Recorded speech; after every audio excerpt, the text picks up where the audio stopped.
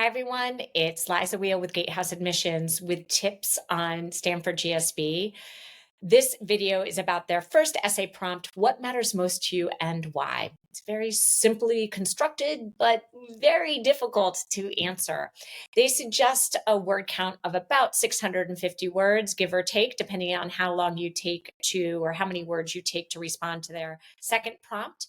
But 650 words to tackle the single thing that drives you the most, that you're most passionate about, that is really the core of your energy and your being, really. And I know that sounds dramatic, but that's what they are asking for.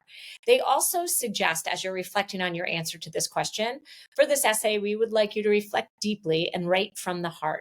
Once you've identified what matters most to you, help us understand why. You might consider, for example, what makes this so important to you, what people, insights, or experiences have shaped your perspectives.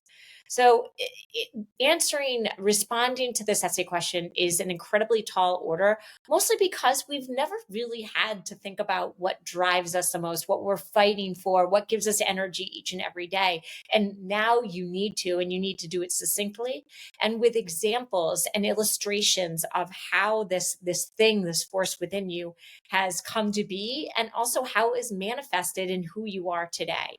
I could talk ad nauseum about this essay question and the different things to keep in mind. I have done a number of presentations, so I encourage you to Google them or to reach out to Gatehouse so we can talk more.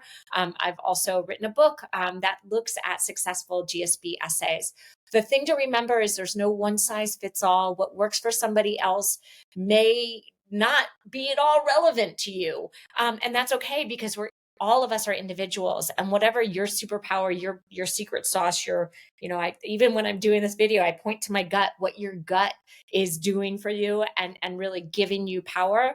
That's your answer and your answer alone. So really spend the time to look inward and then reflect on how this drive, this power really has manifested in who you are today. Second essay question, essay B, why Stanford?